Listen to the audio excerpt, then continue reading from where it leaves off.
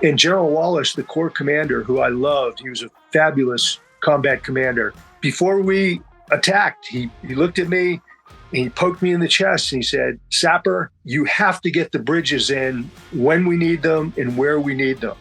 If you get the bridges in, we will make it to Baghdad and we will win this fight. If you fail to get the bridges in, this will be a long, drawn-out slugfest and a lot of Americans are going to get killed." Welcome to Combat Story. I'm Ryan Fugit, and I served warzone tours as an Army attack helicopter pilot and CIA officer over a 15-year career.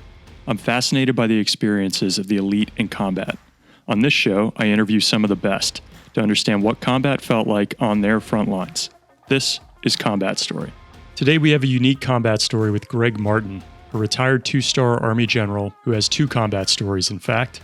One about fighting in uniform that included engineering the U.S. military's push into Iraq in 2003, and another that involved battling bipolar disorder for years. Gregg was one of the highest achievers you can imagine, as he rode a wave of hyperthymia, a near continual state of mild-mania with abnormally high levels of energy, enthusiasm, and positivity that helped him grass at West Point, complete Ranger School, get a master's and PhD from MIT, successfully command at multiple levels in the Army while being an active leader in his community. Eventually, during the euphoria of leading combined operations in Iraq in 2003, Gregg had what he describes as the onset of his bipolar disorder that manifested as times of mania followed by bouts of depression until he was relieved of command. Gregg's book has just come out and is aptly titled Bipolar General: My Forever War with Mental Illness. It goes into detail about his military experience and career alongside the mental health challenges he faced. I hope you enjoy this insightful interview with a retired general who has successfully managed bipolar disorder for several years as much as I did. Gregg, thanks so much for taking the time to share your story with us today. Oh, you're very welcome. It's my privilege, and thank you for having this podcast and bringing me on. Now, pleasure is all ours, and there's a lot to unpack here. For those who are listening and not watching, they can't see the cover behind you of your book, Bipolar General: My Forever War with Mental Illness. And that's something that I think we'll touch on throughout this discussion.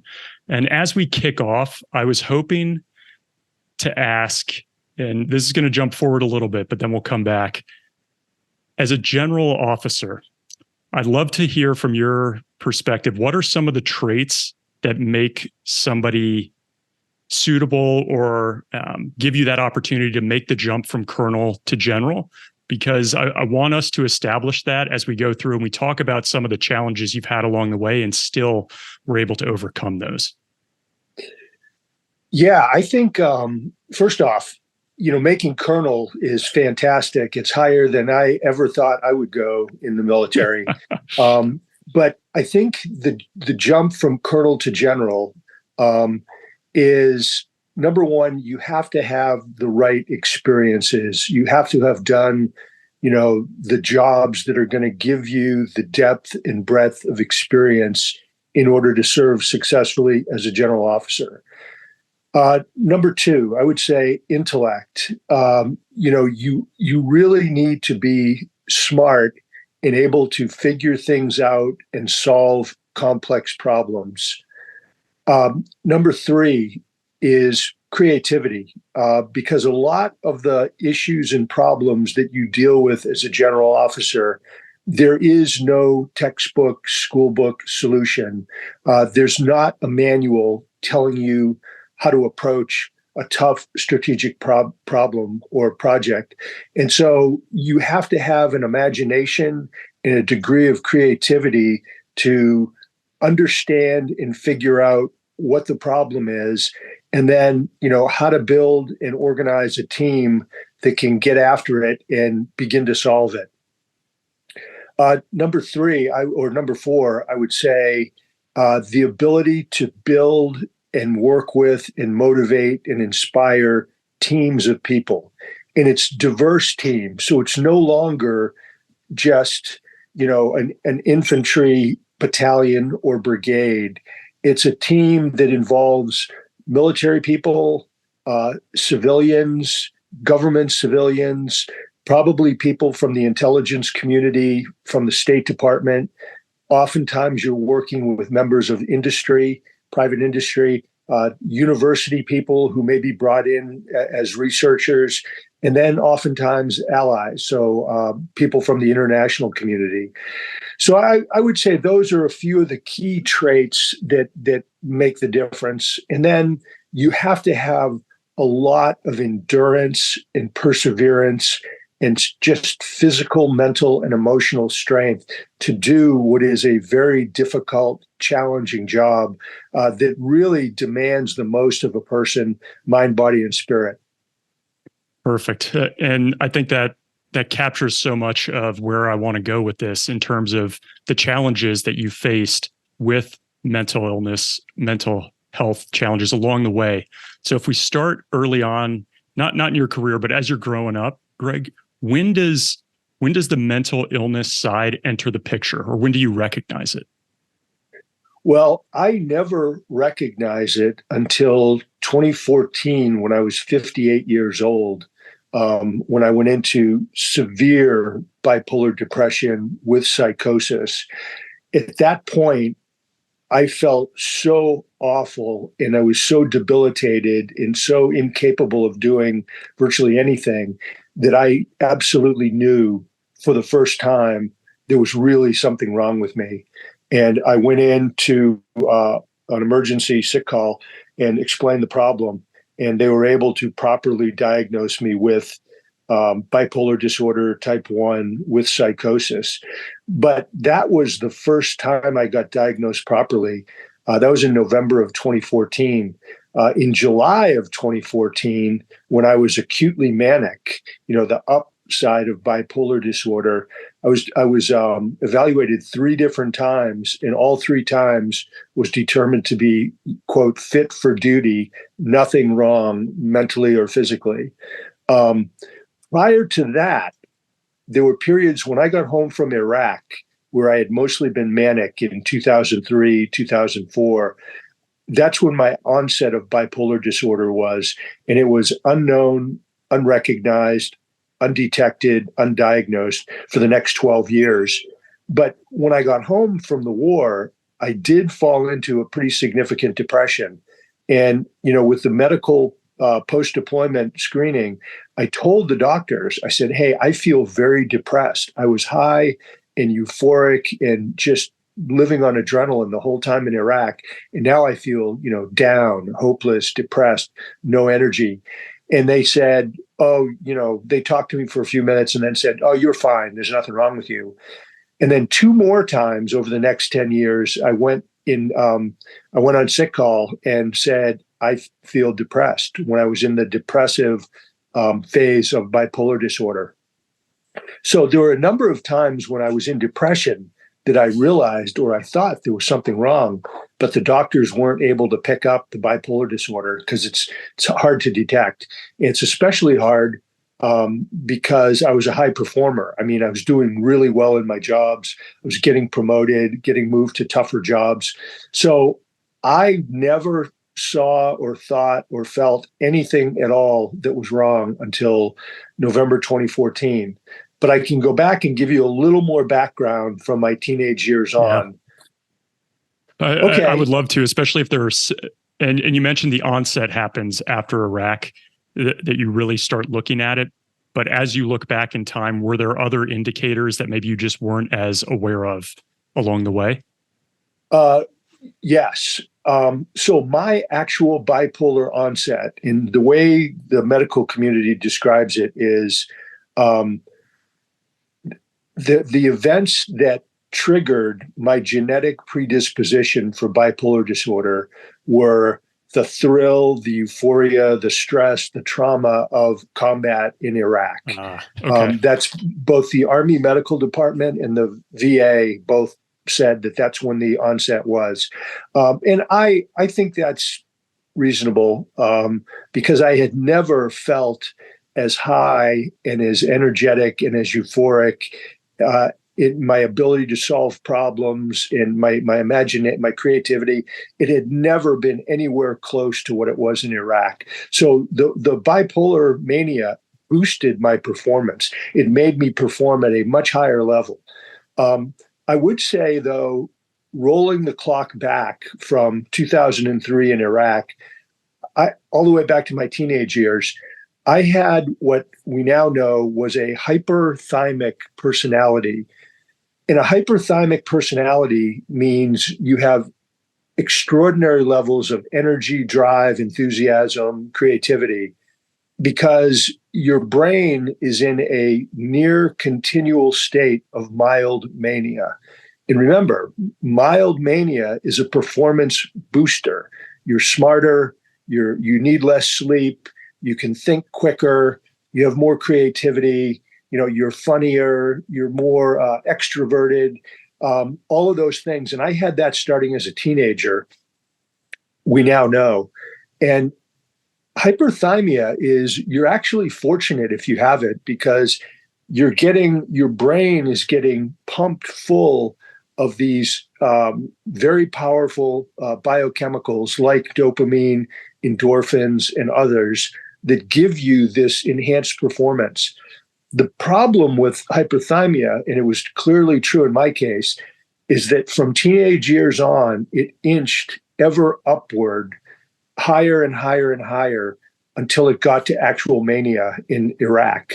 But in the years prior to Iraq, in the 5-10 years prior to Iraq, I was getting closer and closer to bipolar disorder. And a way to think about it is the medical community calls it the bipolar spectrum. And so there's different levels of bipolar disorder. It could be very low or it could be very high. And I went from extremely low on the spectrum to, crazy, out of control high on the spectrum. And so that's the danger of hyperthymia. About half the people who have a hyperthymic personality eventually have an onset of actual bipolar disorder. Wow. And were you diagnosed with the hyperthymic side as a child, or this is kind of looking back, that was something that was identified? Looking back, it was something that was identified working with, a world-class expert psychiatrist. But the thing about hyperthymia is it's not a mental illness. It's what they call a mood type. And so it's falls short of being a mental illness. In fact, they don't, if you see somebody who's got, high energy and, drive and enthusiasm and all that, you don't think there's something wrong with them. You're like, whoa, keep going, keep doing great things. In fact, those are exactly the traits that, the military in particular really want to see in their people and their leaders. So no, that was never identified as something that was, wrong with me. In fact, it was something that was really right with me and helped me to advance. One of the things I would say is, right from the get-go, my life was really filled with, achievements and success. Graduated at the top of my class at West Point, graduated from Ranger School, nothing but top ratings as an Army officer for 35 years.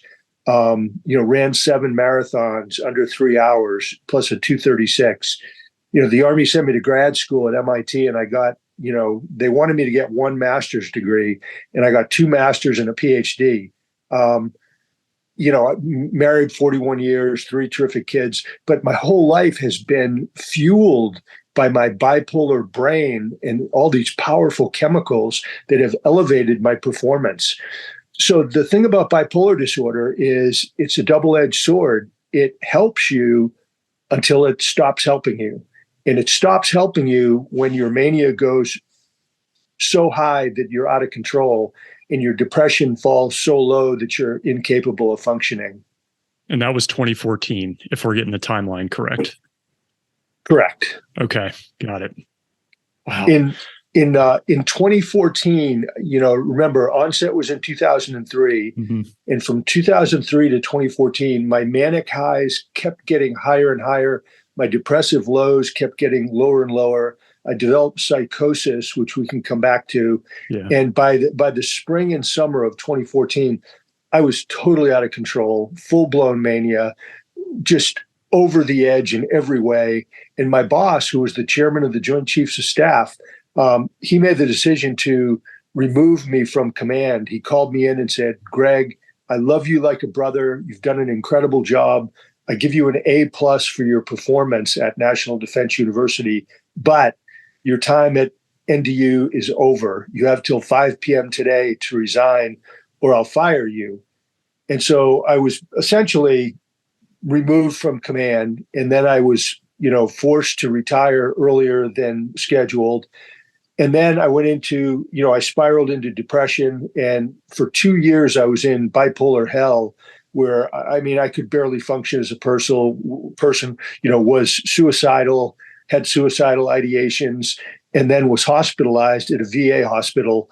And then finally, after 2 years, was prescribed lithium, which was kind of the miracle medication for me. And after 2 years of hopeless, severe depression and terrifying psychosis, the depression lifted, the psychosis pretty much went away. And I'm 7 years now since then, and I have not had any mania, no depression, hardly any psychosis. And I've been really healthy for 7 years. Oh. Strange question, perhaps, but do you miss the mania side of it, the go achievement drive side now? Yes.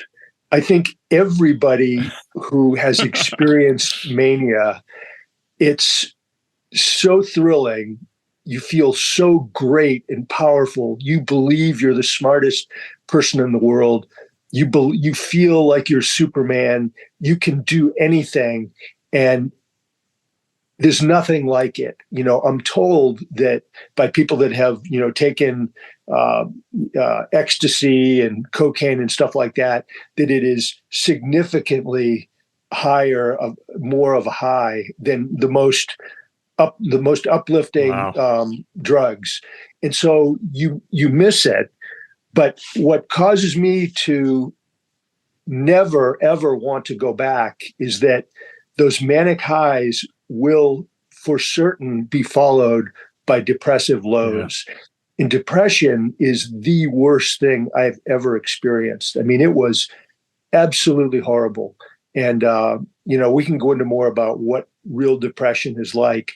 So I never want to go, I miss the mania, but I never want to go into mania again because I never want to be depressed again.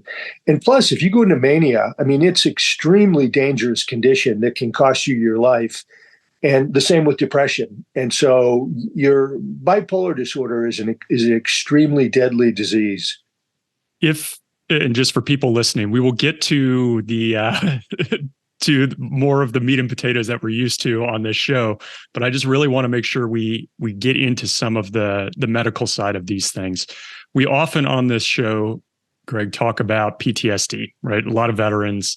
And I don't know if it's worth trying to dissect here. I'm certainly not a medical professional, but where do you see, or is this often misinterpreted as PTSD? Was that assigned at some point, or people thought maybe that's what you were dealing with? Because you talk about some of the symptoms might sound the same, the depressive moods associated with combat, probably the impact on the family. I don't know, does that come up, the bipolar versus the PTSD side of things at all? That's a great question. I would say that people with PTSD could have symptoms that do look like bipolar disorder. But the doctors are pretty good at teasing out, the symptoms and the elements of PTSD.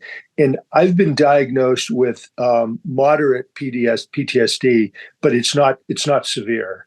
And so they were able to tell that, okay, this guy was in combat. He does have some elements of PTSD, but they were able to determine that my real problem that I had was bipolar disorder. And with bipolar disorder, 50% of the people with bipolar also have psychosis. And I had really strong psychosis. And just for the listeners, what psychosis is it's either a delusion or a hallucination. And a delusion is ardently, completely believing that something is true when in fact, in demonstrably, it is not true. It's wrong. And that's what a delusion is. Like believing people are out to get you and they want to see you fired, convicted, put in jail, murdered. Like I believed that ardently for a couple of years, but it wasn't true. A hallucination is different. It's seeing, hearing, or feeling something and believing it's real, but it's not real. It could be hearing voices. It could be seeing visions of things. It could be feeling like you're flying, which I experienced a number of times, that I literally was able to lift up off the ground and fly. Now, I never flew anywhere, but I felt like I was, and I believed I was. So that's what psychosis is. Got it. All right. Great setup. As we look back at you growing up, Gregg, you mentioned high achievement, high school and on. Did you come from a military family? Why choose the Army as a career? You mentioned like you didn't think you'd make it to colonel. Can we get a little bit of that context? Sure. So my family, my dad was an enlisted sailor in World War II, and all of his brothers were commissioned officers in the Navy or the Army. So his side of the family was, pretty military oriented. And on my mother's side, her two brothers were career Coast Guard officers in May '06. So why did I go in the Army? I always wanted to serve in the military, and I didn't know which service. I just knew I wanted to go in the military, either as enlisted or as an officer. And but I also wanted to get a good education, good college education. But my family didn't have much money. And so I found out about the service academies. And after I did my research, I realized, wow, these are some of the best colleges in the country. And the government gives you 100% scholarship. So I said, man, this sounds perfect. I get to go in the military and I get a scholarship to go to college. And I have a guaranteed job when I get out in the Army. And so I applied to all of them, and the only one that accepted me was West Point, because I failed the eye test at Navy, Air Force, Coast Guard. So went to West Point and didn't like it at first, but then once I buckled down and just said, hey, suck it up, get with the program, have an attitude of gratitude, do your best, and everything will work out. I did really well in physical education, athletics, leadership, and academics. And I ended up really liking it a lot. And I picked my branch, Corps of Engineers, and then, graduated and went to the different schools and went to Germany during the Cold War. And I started off as a platoon leader. Then I got to be a company commander and so forth. And I just loved leading soldiers. I loved the Cold War mission. It was exciting, important. It was dangerous. I loved leading our soldiers. They were, they were really tough, pretty rough individuals it was fun to lead them, because what I found out is if you take care of the troops, they'll take care of you. And a lot of what we did, we trained hard. We went to the field a lot. As an engineer, we did construction projects, which was a lot of fun. But a lot of what we did in garrison, I found as an officer, was what I call social work. It was, you'd find out, a soldier hadn't been paid. And so you'd go and help him get his pay, or they hadn't gotten their promotion on time. So you'd go into the headquarters and help them get their promotion. Their family was having problems, or they weren't getting the right medical care. And I found that I really enjoyed this taking care of the troops, social work, because, the soldiers and the young NCOs, they really can't go advocate for themselves like at a battalion headquarters, but the lieutenant or the captain really can't, because you have the rank and the power. And I found it very rewarding. And the troops, they responded to that. They really respected me and, worked hard, and we had a very high performing unit. And I think a lot of it was because I just would go to whatever lengths necessary to help solve the problems and take care of the troops. I've often talked with folks on this program and just personal life. Now that I'm out of the military and the government, I feel like that's almost like an ace in your sleeve, having been an Army officer. Like the attention that you put on your people is something that you just don't see it everywhere. You don't see it everywhere in the Army either, but it's really drilled into you, the value of doing that. And if you can bring that into private sector, it can be very rewarding as well. Just bringing that same approach. Why the engineer corps for the branch? Yeah. So back in the 70s and earlier, the most competitive branch to get into was the Corps of Engineers, going all the way back because it was originally, West Point was originally set up as an engineering school. And so the Corps of Engineers and West Point just went hand in hand. And I thought that I would probably get out of the Army at the end of 5 years. That's what I owed. And I thought I would get out. And so I figured, if I go in the Corps of Engineers, I'll get to lead soldiers and do all the cool Army stuff. Go to Ranger School, Airborne School, all that. But that I would also get real practical experience in civil engineering, in construction, so that when I got out of the Army after my 5-year obligation, which I was sure I would do, I would be able to get a really good engineering job. And so that's what really drove my thinking. And the only other thing I would say is that the Corps of Engineers has got tremendous diversity. I mean, there's sapper units, there's that are combat engineers, there's construction, there's bridging, there's geospatial, there's underwater engineer divers, and there's the Corps of Engineer districts that do big infrastructure in the United States. So no other branch has that much diversity of job and opportunity. So I looked at all that, and that's why I picked it. At the 5-year mark, was there an event that happened that made you say, I'm staying in?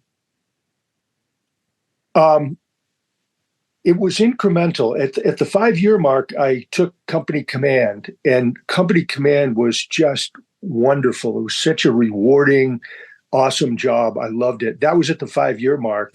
And then, when I was halfway through my company command, then the Army offered me graduate school and, sent me to MIT. And so from there, every time there was a chance to get out of the Army, the Army in its, infinite wisdom would either give me an assignment that was too good to turn down. They'd send me to school, which I didn't turn down, because remember, the reason I went in the Army in the first place was for education. And they kept giving me these carrots. And then the next thing you know, I had 10 years, 20 years, 30 years, and, was a 2-star general. Next thing you know, it just happens. And you end up getting your PhD along the way. Is that right? Is that also MIT? Yes. Okay. Just out of curiosity, how did you choose what to study for that grad? I mean, obviously MIT is a premier engineering school. To go on and get a PhD from there, what did you study and why? I started off studying civil engineering because that's what the Army gave me orders to do. So they said, hey, we'll send you to MIT. We're going to give you 21 months and you owe us a master's degree in civil engineering. And so when I got there, I kind of mapped it all out. And I said, wow, if I double up on some courses and take summer courses and work a little harder, I'll have enough time to get another master's degree. And I looked at could I get an MBA, and I couldn't. That requirement was too much. I couldn't squeeze that in. But I got in this program called Technology Policy, which was a mix of engineering or science, which I had, economics, management, and then public policy. And I got into that program and I fell in love with it. I liked it way more than civil engineering. It was so interesting, where we would take these big, complicated global problems and figure out a technological solution. But then that's not really good enough. You need an economic solution, and you need a political or public policy solution to get this stuff done in the real world. And so I just loved that course. And by the way, it helped me enormously throughout my career. I was I have way to smarter. imagine. Yes. And so then I was doing so well and was so fired up in these political science, public policy courses that a couple of the professors came to me and they said, "Hey, we want you to do a PhD." And I said, "You got to be kidding me." I said, I've already, a master's is higher than I ever thought I would go. They said, "No, you would be a great PhD candidate." And so they helped me put a program together that combined civil engineering with public policy. And I was able to complete all the coursework during my 2 years at MIT. And then I chipped away for the next 4 years on the dissertation. And so I was able to get it done over a 4-year period. So I did 21 months at MIT, came out of it with 2 masters, and then I was in the PhD program, but then that took me 4 more years of non-resident work in order to get the doctorate. So you mentioned the high achieving along the way, the manic side pre-2003. If we had maybe your wife or your kids sitting here next to you and asked them to describe you kind of pre-2003, what would they say about your, I don't know, how you attack problems, the responsibilities you take on? They would say tireless, driven, constantly taking on new challenges. Not enough to get one master's, need to get 2. Oh, 2's not enough. Get a PhD.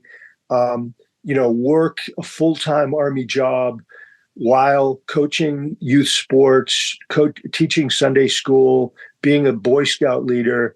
Doing all of that, and then when the kids would go to bed, I'd work for, a few hours on my dissertation because I had this hyperthymic or low level mania, and I didn't need sleep. I mean, I could stay up and work, in intense fashion, until, 1 or 2 in the morning, and then be up again at 5 in the morning for PT. I mean, I just did that for years and years. My wife has a kind of a funny story. We had a family trip where we went to Yellowstone, and she said we were from sunup till after sundown, and we saw more of Yellowstone in one very long day than most people see in a week.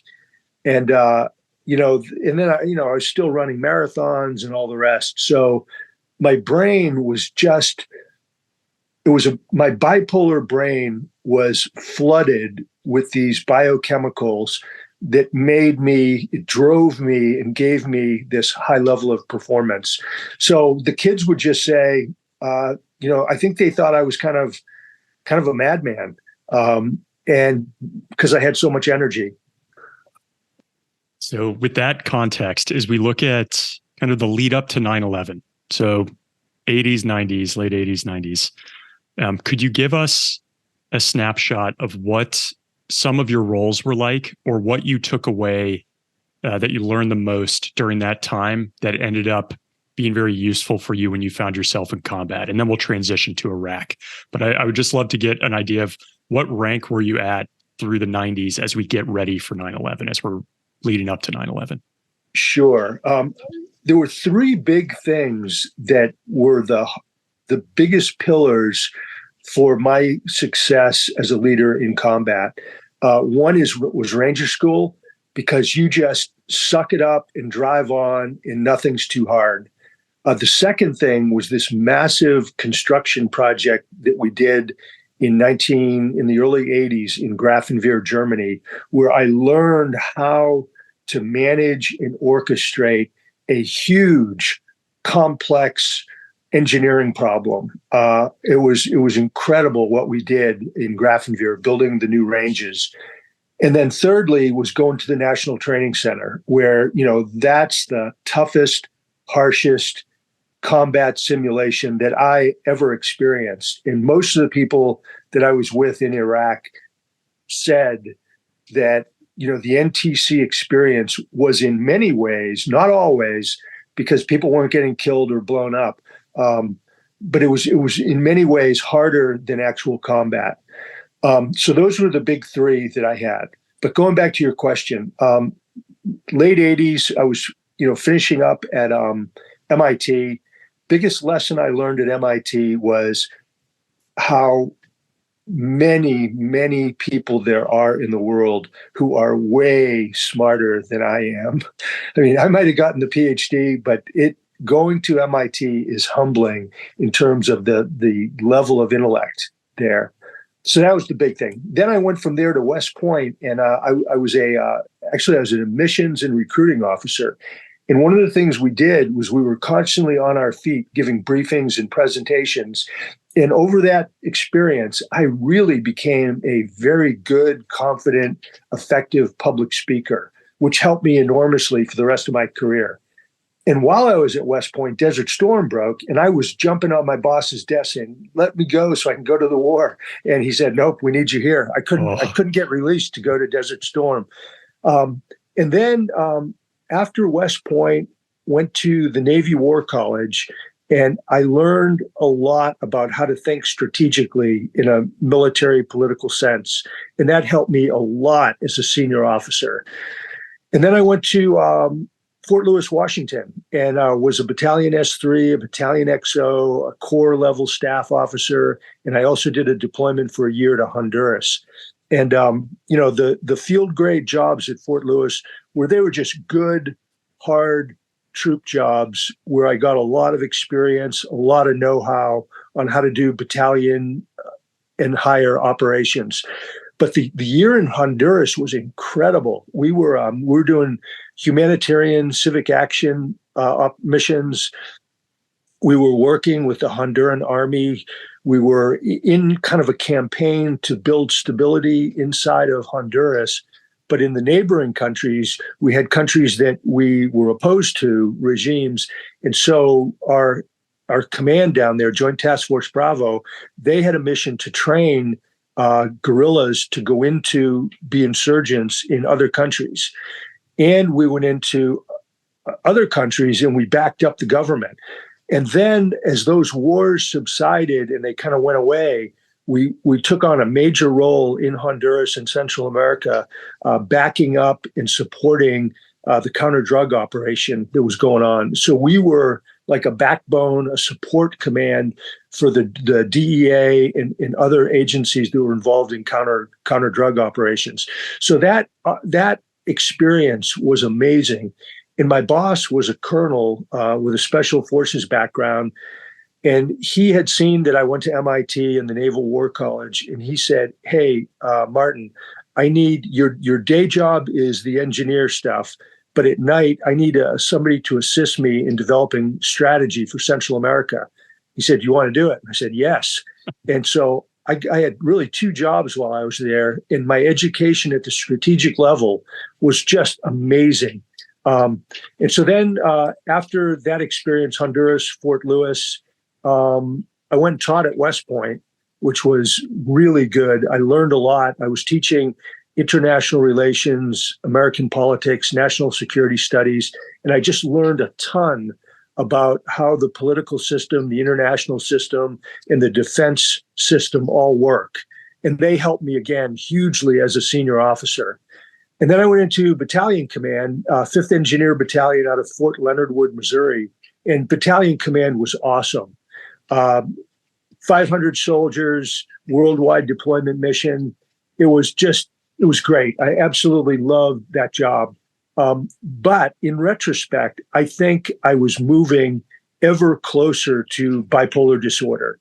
I think some of my behaviors as a battalion commander were really pretty crazy, a little bit on the reckless side. I was really out there on the edge. And I think I had a lot of the symptoms of mania. What are some examples, Greg, when you say that kind of on the edge, the crazy side? Like, what were some of the things that you look back on that you were doing at that time?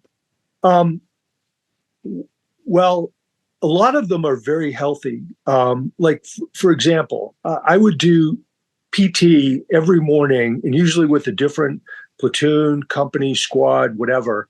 And I would crush everybody. my goal was, if we were doing push-ups and the most anybody did was 75, I would do 100. If people were running a 6 minute a mile pace, I would do 5 minutes a mile, or 5:30. And I would be, if people could do 10 pull-ups, I'd do 15. And so just this ultra uber competitiveness when it came to athletics and PT and sports. So that's an example of how driven I was. I said, if anybody beats me in the 2-mile run, and this is, 500 troops in the battalion, I'll give you a 4-day pass. And in 2 years, nobody ever beat me in the 2-mile run. And we're talking about, 20-year-olds. Yeah. I was in my 40s. And, but some of the crazier things were, I started feeling like I was an entertainer, which was kind of a symptom. And I had this kind of a crazy ego. So for example, we had a big event, and it would have been enough for me to go there, take the microphone, say a few things, a few motivational things, and then just get on with the program. But no, that wasn't good enough. Before the event, I shaved a 5 for the 5th Engineers. I shaved a 5 in my chest. And then I took red coloring and I filled it in red. So I had this huge red 5 on my chest. And so when the event started, I ripped off my shirt and I grabbed a hatchet, and I had a Stetson on because we were part of we supported 3rd Armored Cavalry. And I started, just jumping around like an ape, running around the troops, running through, around, leaping, jumping, giving huas, fighting fifth. We had our song that we would sing. So I led everybody, bare chested in this fighting fifth song. And I started doing things like that more and more often. It became part of my shtick. The mania also, I believe it was probably at least hypomania, which is a lower level of mania. It drove me to want to consume more alcohol. So I started drinking more, and my drinking went up as my mania and my bipolar disorder increased. But those are just a couple of things. But I started becoming more of a reckless risk taker. So those were just some of the lower level examples, which then would go way, way, way higher after my onset of real bipolar disorder. And that does that lead up kind of to 2000, 2001, Gregg? That time for battalion command? Just a quick thanks to our sponsor, DeleteMe, and we'll get right back to this combat story. I'm not sure if everyone is familiar with the term doxing, but as I've mentioned on the show, having served at the CIA and in the private sector tracking down bad actors, I'm very familiar with the way online and personally identifiable information can be used against someone. In fact, I've been doxed several times over the past 3 years where my personal information has been shared online. This is possible because data brokers collect huge amounts of PII, create profiles and listings that can include social security numbers, birthdays, past addresses, and more. These data brokers crawl the web to get this information. DeleteMe will find this information online and remove it so it can't be surfaced. I signed up and received a bespoke report for myself and my family that showed me all the places my information had surfaced, what information they had, like name, address, phone number, social, and more, and that it had been removed. We all have the right to stay private and protect our personal data. Head to joindeleteme.com and use the code COMBAT for 20% off your plan and avoid being doxxed and harassed like what's happened to me. And now, back to this combat story. So after battalion command, I went to the Army War College, and I think I started getting even more close to mania. I started becoming very ultra religious.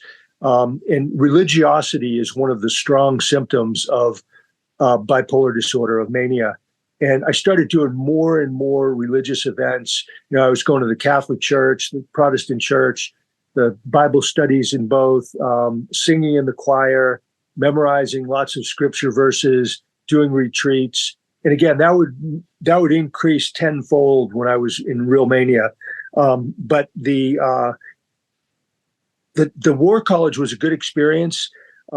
Interestingly, my oldest son, he had bipolar onset as a 17-year-old when we were at the War College. And then while I was at the War College, after I finished my student year, they kept me there to teach. And that's when 9/11 hit. And from the War College, after 9/11, I went to Germany to U.S. Fifth Corps, 3-star command. And I commanded the 130th Engineer Brigade. And then in 2003, we deployed to Kuwait and then did the attack to Baghdad and spent a year in Iraq in the war. So we'll dig into that year in particular, but just before we jump there, you mentioned your son having onset, and that's several years before you do, right? Before 2003, your son has onset of bipolar. Does that make you, I don't know, reflect on what you've been noticing for yourself, your own history, anything there? No, not at all. In those days, the medical community was not aware that bipolar disorder was such a genetically based disease. And so, no, it didn't. It really didn't have any effect on making me wonder, gee, I wonder if I have bipolar disorder. Even though now we clearly know that it's, in my case, from me to 2 of my 3 sons who have bipolar disorder, it was, absolutely genetically passed down. And I should have asked earlier, did your parents have it? A history of it that you remember? No, they did not. The only bipolar that we're aware of in my family was an aunt. Wow. Okay. So you're at the War College, 9/11 happens, you head to Germany, and then you go for OIF-1, basically the move into Iraq. Obviously very important from an engineering perspective. So can you give us an idea? I presume you would move with the whole family to Germany. They're all with you, and then they stay there as you deploy? Yes, that's correct. How are you thinking about this now? What are you, 20 years in at this time? And you're going to the war now? Yeah, I actually had at that point, I took command in 2002, so I had 23 years in. And we knew we were going to war in Iraq. I mean, it was clear as a bell. We were training for it. We were getting briefings for it. So I took command in the summer of 2002. And for the next 6 months, we trained intensively, both in the field with equipment and in war games and in, the warfighter exercises for the Iraq war. We did, just endless administrative, medical, logistical, all the different things you need to do to prepare, a large unit to deploy to the Middle East. We did it. It was extremely intense, very stressful.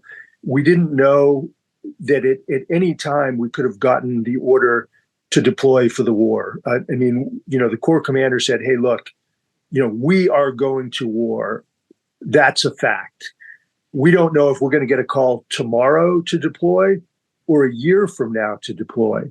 And so that really makes things very, very stressful. How do you live your life? How do you deal with, your family? How do you take a weekend off?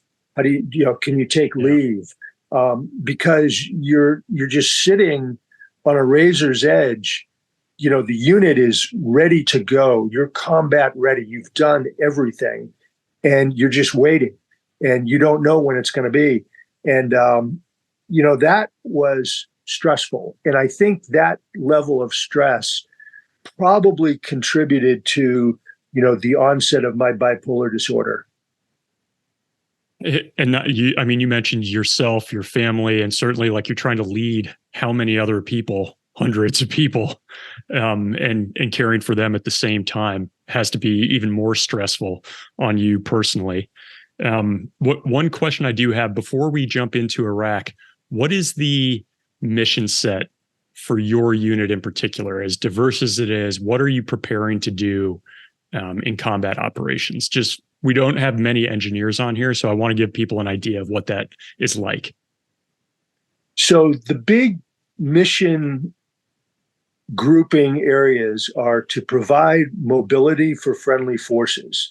So that's number one. And so mobility in the Iraq War meant breaching all the obstacles at the border. So cutting through the berms, proofing to make sure they're filling in the anti-tank ditches, making sure that the combat roads could sustain, thousands and thousands of tracked vehicles, tanks, Bradleys, artillery, plus heavy wheeled vehicles. So that was our first big mission.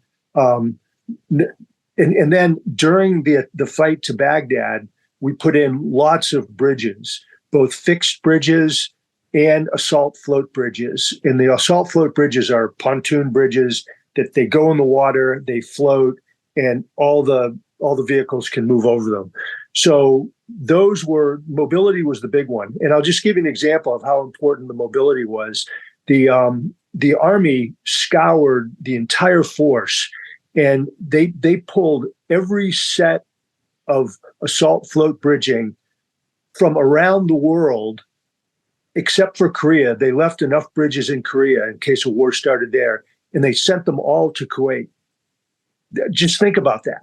Every single assault float bridge set in the world owned by the U.S. Army went to Kuwait because there were so many, the Tigris and the Euphrates, and then all the canals that you had to anticipate, you had to cross. And General Wallace, the Corps commander, who I loved, he was a fabulous combat commander. He, before we attacked, he looked at me and he poked me in the chest and he said, "Sapper, you have to get the bridges in when we need them and where we need them. If you get the bridges in, we will make it to Baghdad and we will win this fight. If you fail to get the bridges in, this will be a long, drawn-out slugfest, and a lot of Americans are going to get killed." And so that was how important that mission was. The other thing is the enemy put in, IEDs, and they put in mines and other types of obstacles, just abandoned hulks of old cars, trucks, piles of dirt and rock. And so we always had to clear that stuff out of the way so friendly forces could keep moving. The other thing we did is we opened up, and this is still mobility, we opened up airfields. So for example, when we captured Talil Airfield down near An-Nasiriyah in the south, the Iraqis had put all kinds of obstacles all over the airfield because they wanted to deny our ability to use it. And so we had a mission to get in there, and this huge airfield, we had to clear it, all the obstacles, the rubbles, the explosive hazards, open it up within 12 hours so that U.S. Air Force planes could start landing on that runway. And we actually got it done in 6. But, so that was another mobility mission because, the Air Force needs to be able to move. We also put in lots of helipads and you would love this as an Apache pilot. The desert was just a very harsh environment. And, we needed to put in helipads so that like the entire, the 12th Aviation Regiment, which was attack, all Apaches, they had, dozens and dozens of attack helicopters, and you couldn't land them and take off in the dust, in the dirt, because it would cause all kinds of problems. The helicopters would crash, as many of them did. And so we built helicopter landing pads for, entire units that could then land on these pads and then take off without, getting blinded by the dust. So those are a few of the mobility missions. Oh yeah, here's another cool one. A lot of people don't know that the Corps of Engineers has engineer underwater divers. And so when we would approach a canal or a river and we had to do a crossing, our dive teams would go underwater and they would scope out any obstacles or explosive hazards that were underneath the water. And then we would take the right actions to clear them to provide mobility. Later in the campaign, when it really shifted to a counter guerrilla warfare and a terrorist warfare, and the IED, improvised explosive device, became the weapon of choice, the engineers are the primary unit that clears the roads and makes them open and clear for traffic. And the engineers actually get rid of and dispose of most of the IEDs. But when it's a very large, complex one that's beyond the technical EOD training of combat engineers, then we would call in the EOD guys who are experts at dealing with the really sophisticated IEDs. So that's another example of mobility. The second big mission is counter-mobility, where we know where the enemy is and we know our vulnerabilities. We take actions to block them with wire obstacles, tank ditches, berms, and things of that nature that will prevent them from hitting us from the flanks or even head on. And so we put obstacles in to provide counter-mobility.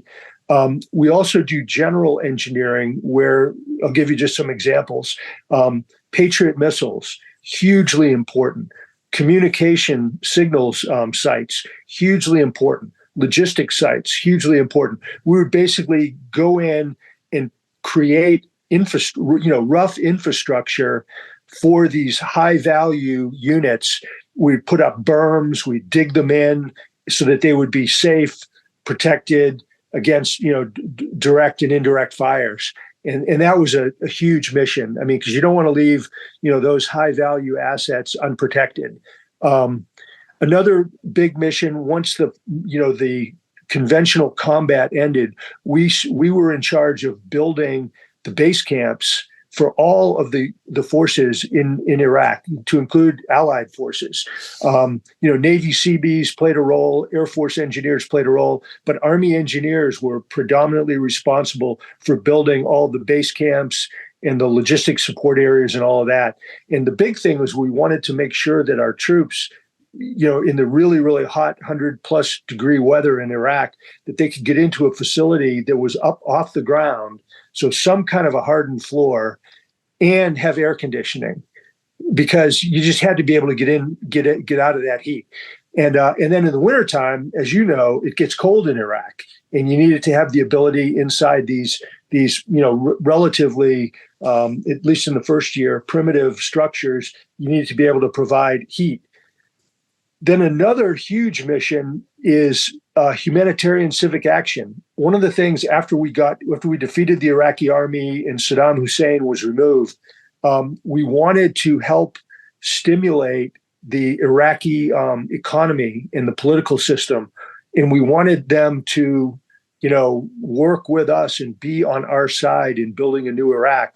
So what we would do is we would go into these towns and neighborhoods in the cities and villages. We'd say, hey, what do you guys most need? Rank order your infrastructure needs. And it might be schools, it might be health clinics, it might be drilling a well, it might be putting in a bridge across a canal. It could be any number of things. And what we would do is we would work with the local population, local contractors, and we would build this stuff that the Iraqis wanted and needed in order to help win hearts and minds and get them to support us in our effort. And so that was a huge effort.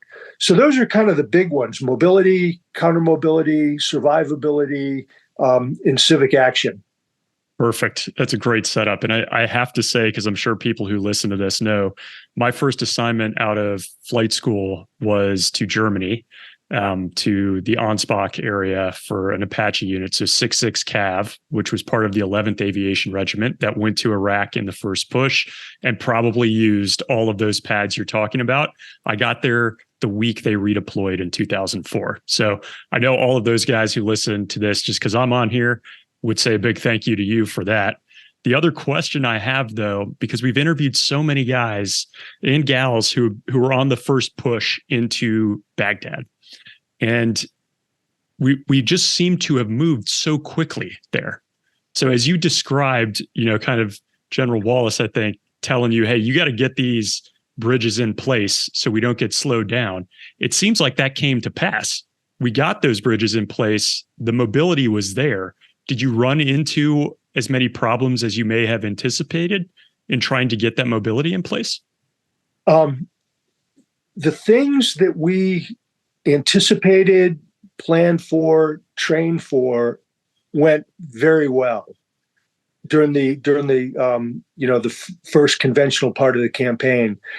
What was really challenging were the things that we did not anticipate or plan. And I'll give you a couple examples. I don't think we realized how brutally harsh the weather and the terrain would be in Iraq. These windstorms that would blind everybody for like 2 days at a time. And really damage a lot of the equipment. We did not anticipate anything as harsh and extreme as it actually turned out to be. And that stuff slowed us down. The second thing, which was probably the biggest intel shortfall of the war, was as we attacked up the lower Euphrates River Valley, and we went, from Talil Air Base to An-Nasiriyah, and then to Asamawa and on up to An-Najaf, suddenly, unexpectedly, we started getting attacked by swarms of guerrilla fighters that were driving white pickup trucks. And they had, machine guns mounted on the trucks, and they had RPGs, and they started attacking us just savagely. And it was totally unexpected. And we didn't even know who they were, other than they were shooting at us. And so the first place they attacked in force was in the river town of Asamawa. And once we started getting our head wrapped around, and so the 3rd Infantry Division was the main effort on the spearhead of the attack. And they have tanks and Bradleys and, very, very powerful, incredibly powerful armored force. Once we kind of got our head around what was happening, the Corps commander said, stop driving through Asamawa. Do not drive anymore through these cities. I want you to put up a cordon around Asamawa to the west, so that, and then I want all of the forces, the American forces, when you come to Asamawa, before you get there, take a left, go to the west, go out into the desert, and there's a road through the desert called the Oil Pipeline Road. It was a dirt road. And take that north to the next big objective, which was Objective Rams, which was going to be a big logistic support area. And so what the 3rd ID did is they set up, like, I don't know the right term, if it's a cordon or a picket or what it is, but they basically kind of surrounded Asamawa. And then as these fighters started coming out of the city to attack, they were able to, shoot at them and slow them down or deter them.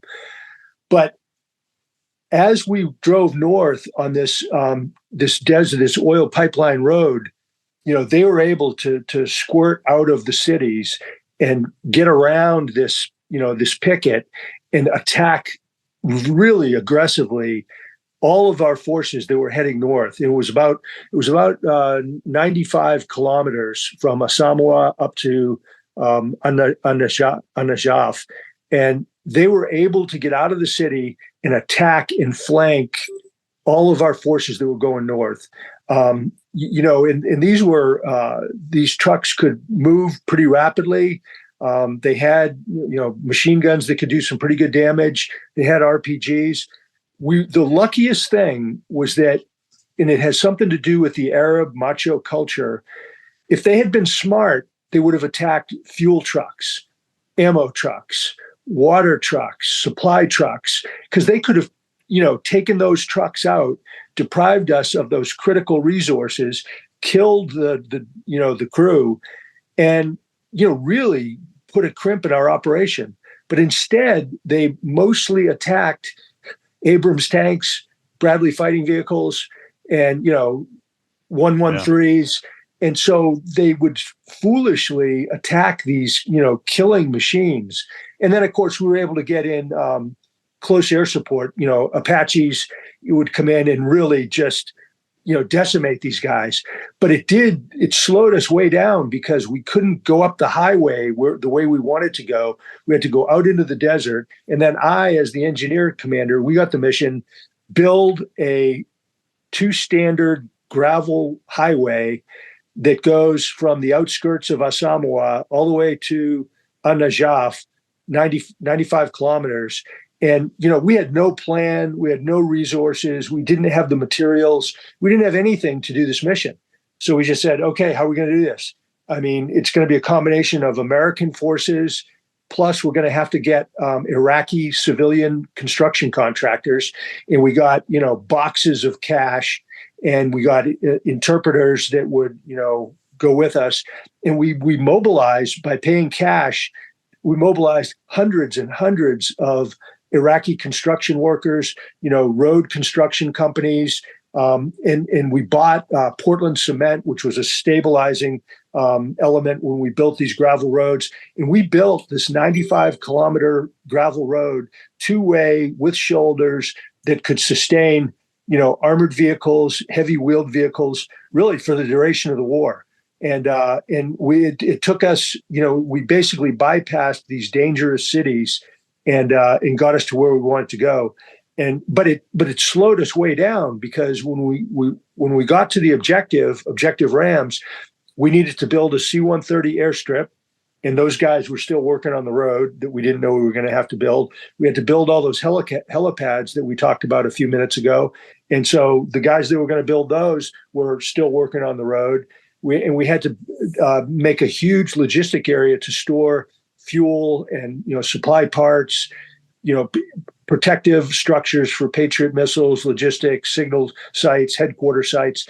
And so it made our engineer mission, 10 times harder because of this unanticipated road we had to build around, these enemy forces.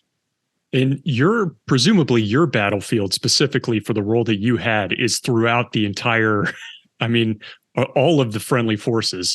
Where do you determine to locate yourself? And I'm trying to dig into your experience as we move in, just so we can start pulling out like the manic side. What is your day starting to look like? Presumably you're in a tent. You got to be all over the place. Tons of pressure. I want to start building that picture if we can. So one of the things we do is we come up with engineer work lines. And so the 3rd Infantry Division was the leading edge of 5th Corps. They were the leading edge of the attack. And when you're on the attack, you want to weight the main effort, which was 3rd ID, with the assets they need. So I took a lot of my units that came from Germany and pushed them into 3rd Infantry Division, attached them. And we draw lines on the map where everything in front of this line belongs to 3rd Infantry Division. They do it. And then from that line, we go backwards, and that battle space belongs to the Corps, 5th Corps engineer, which was me. And we would do all of that work, whether it was roads or clearing or helipads or, an airstrip or, bridging, whatever. We would do the work behind 3rd ID. And then behind us, way in the core rear area, there was another echelon of engineers called it was the 412th Engineer Command. And they would do stuff all the way back into Kuwait. So we had a pretty good plan and architecture for how to organize our troops and what we would do on the battlefield. We identified every single engineer mission we could think of, and then we prioritized what would be the priority from 1 all the way through to 100, say. And we rehearsed those missions, we resourced those missions. And so on the battlefield, after we left Kuwait and attacked, I lived out of my Humvee. We kept our main brigade command post in Kuwait because we were getting thousands and thousands of engineer troops flowing into Kuwait from the continental United States, as well as National Guard and reservists. So my brigade main was in Kuwait, and they had to do the reception, staging, and onward integration of all these units flowing in. And then once the unit was good to go, certified, squared away, my brigade headquarters would push them forward to either link up with me and be part of the corps level fight, or we might push them all the way up to the 3rd Infantry Division to be part of the tip of the spear. So on the attack, what was my life like? I moved in a thin-skinned Humvee. We had a moving command post. There was my Humvee and one other Humvee. We had water, MREs, ammunition. In my vehicle, I had my driver, and then I was in the passenger seat. And then in the back seat was a battle captain who was tracking everything on the map where we were. And then there was a commo guy. And so we moved, literally, we had every single engineer mission on the map. And we moved from south to north. And we went from one mission to the next mission, to the next mission, to the next mission. And I would go to each of these critical prioritized engineer missions.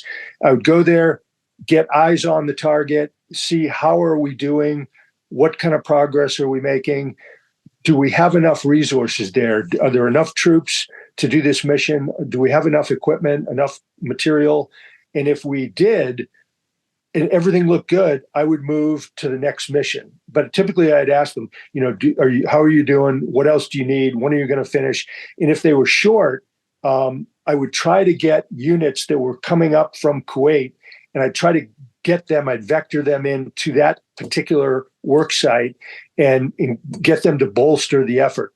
If they were ahead of schedule and they were going to finish early or they had excess resources, I would typically carve that excess out and push them to another mission that didn't have the resources. And so I literally moved all over the battlefield and went to every single one of the engineer mission sites. And I would usually cross paths with either the Corps commander sometime during the day or the Corps G3, who was a Colonel Steve Hicks. And we would talk and they would want to know, okay, Sapper, what are you seeing? What are you seeing on the battlefield? What's going on? Give me your assessment. And I would give them my assessment and they would give me, priorities of work and revised, missions. There may be, things we didn't expect that we would then have to pick up.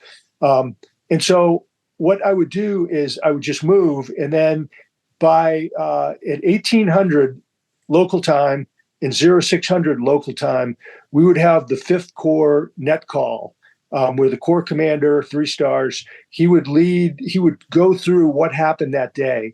You would do all the operations, all the intelligence, what happened, what were the key, most significant events that happened in the last 12 hours, and what are the key missions in the next 12 hours. And so I made sure that we stopped somewhere on the battlefield, preferably in kind of a covered, concealed area, and if possible, nestled in with some really good combat troops. Like we try to get in with, an infantry unit. We'd kind of snuggle in with them, or an armor unit, or a combat engineer unit. That if we did get attacked, our 2 little Humvees with, 9 mils and M16 rifles, we would be protected by some killers. And so I would try to stop and be in a safe spot by 5 o'clock. And 5 o'clock local time, 1700. And then the crews would pull maintenance on the vehicles. They would be monitoring the radios, getting engineer reports. I would get all the engineer input prior to my Corps radio call. And I would just try to get my head together and get my notes in very good detail. Here's what we did. Here's what we have coming up. Here's the problems we have. Here's where I need resources. Here's where you can help me. And at 1800, we would start the meeting. Corps commander would start. The meeting would last for 45 to 60 minutes. We'd cover everything, all the units in 5th Corps, all the major units, 06 level commands and above would brief. And I would give my briefing. And then afterwards, at 7 o'clock, at 1900, we would have a similar type of radio call, but with all the engineer units in the battle space. And so we'd use the same format, but it was all units, it was all engineers. And so we really synchronized ourselves. And then that would usually go for an hour. By now it's 2000, it's in the desert, it's dark, it's cold. And I would eat, I'd try to heat up and eat an MRE. And then I would put out my cot and sleeping bag and I would, just kind of meditate for a little while, and then, try to go down and get some sleep. And then we'd be up, we'd have to pull watch and all that kind of stuff. And then the next morning we'd be up for the morning brief. Because remember, the fight didn't stop at night. The smartest thing I learned was at night, focus on those meetings. Don't go wandering around the battlefield, because your chance of fratricide, getting killed by friendly forces, goes up astronomically. A lesson I learned at the National Training Center, by the way, where I did go out wandering around looking at missions in the middle of the night and got myself in trouble. So the best place I could be was doing the things I described, trying to get some sleep. But again, I was pretty manic, and because my bipolar disorder. And so I had a hard time sleeping, and I really didn't need much sleep. So that's typically what I did. And then in the morning we would do the briefings, try to eat an MRE, and then get out on the road first thing and start going from mission site to mission site to mission site. And I did that every day during the 3 weeks of the ground campaign from Kuwait to Baghdad. You mentioned when we started this discussion, the onset happens during this combat operation. Is that onset a gradual? Do you remember the moment that happened? It's different, I assume, from the 2014 event, but is there some symptom that you remember back to? I do. Looking back, in Kuwait, we were preparing for the war, doing rehearsals and training and live fires and all that kind of stuff. And it was, all kinds of combined arms rehearsals and briefings. And, they would bring in all the high level commanders, to include not only Army, but Marine Corps, British. And I just found that whole thing to be thrilling. I mean, I was euphoric, being a part of this giant warfighting machine, of which me and my brigade had a major role. I mean, we had a critical role. Huge and role. It just made me feel euphoric, energized. My drive just kept accelerating. And so I think I probably started going into mania in Kuwait. And then when we finally got the order to attack, and we were attacking into Iraq, filling the tank ditches, cutting through the big berms, getting, gravel down so that the tanks and everything could move without sinking in, and doing all of that stuff. I felt like, I've never had a baby, but it felt like it was the biggest release, the relief that all that pressure and training and administration and, stress, suddenly we're attacking into Iraq. We've invaded this country, and there's like hundreds and hundreds of tanks, and, artillery is going off, shooting rounds, and there's Apache helicopters flying overhead, and, fast mover aircraft, blazing over.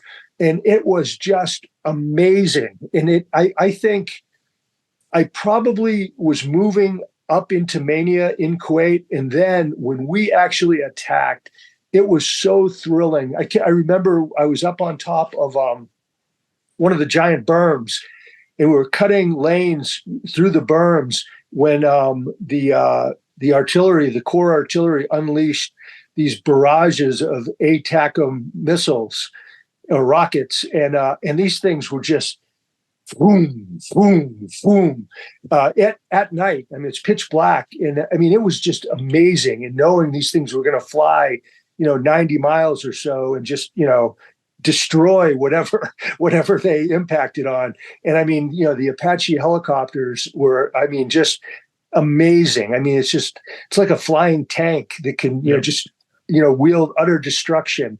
And then all the close air support, all those, jets flying over us was just remarkable. And I think it probably was, I think if you were going to pick a moment where it clearly, I flipped into mania, it was probably that period during the beginning of the attack.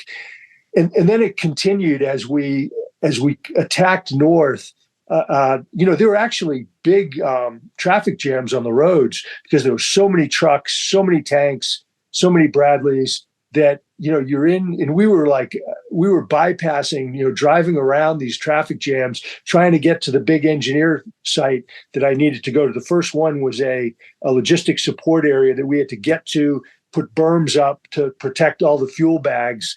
And then from there, we had to get over to Talil Airfield, get the airfield open. Then we had to get from there to the Highway 1 bridge over the Euphrates River.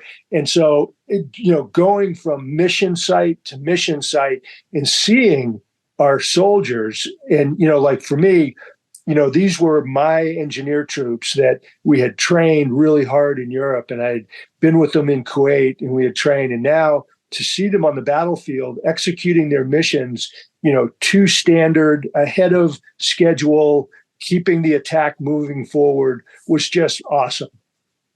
That's so cool. So as you look back on that year of combat, whether it was the 3 weeks getting in or the sustainment afterwards, what was one or two of the most challenging moments at that for you personally, whether it was because of the command, the responsibility, the pressure, an event that happened? What does your mind go back to? So there's never enough engineers on the battlefield, and everybody needed more engineers. And so all of a sudden we had this confluence of events where, the Saddam Fedayeen start attacking us. And so we get a mission to build a 95-kilometer gravel road through the desert that we had no plans for, no resources for, but we had to get done, immediately to keep the Corps moving forward. To have that, and then to have everything else going on. I mean, the airfields, the airstrips, the helicopter pads, the logistics bases to reinforce those, the bridging operations, constantly getting hammered from, like the 3rd Infantry Division. Hey, we're the main attacking unit. We don't have enough engineers. We need more. Give us more of your engineers. Give us some of your resources. I'm like, hey, I've given you, 2/3 of my stuff. I've got huge missions that I've got to get done for the Corps commander and in the 5th Corps. And so that tension where, the 3rd ID, they needed more engineer forces. They needed them, but I didn't have anything to give them. And then what happens is, remember I talked about Asamoah? It's a city with narrow streets where Saddam Fedayeen, they basically grouped there, then they attacked out of the city against us. Well, the 3rd Infantry Division is not a good force to put in those cities because, the Bradleys and the tanks are so big. The narrow streets and alleyways aren't good for that type of vehicle. And so we brought in a brigade from the 82nd Airborne Division into Samoa. And then in Najaf, same thing, narrow streets, alleys, brought in a brigade from the 101st. And so now those guys are in these cities fighting a fanatical, determined enemy that knew their way around through these alleys and pathways and all that kind of stuff. And if you, I don't know how familiar you are with the engineer assets in those units. They've got great engineer soldiers, but their equipment is little. It's little mini things. Like the bigger, more robust engineer units kind of jokingly refers to them as Tonker toys. And so suddenly I've got a brigade from the 82nd and the 101st that need serious engineer support. They need berms, they need trenches, they need to clear roads and alleyways of explosive hazards and obstacles. And so now I've got to take units, engineer units that are committed to super important missions, and I've got to give them to support our brothers in the 101st and the 82nd.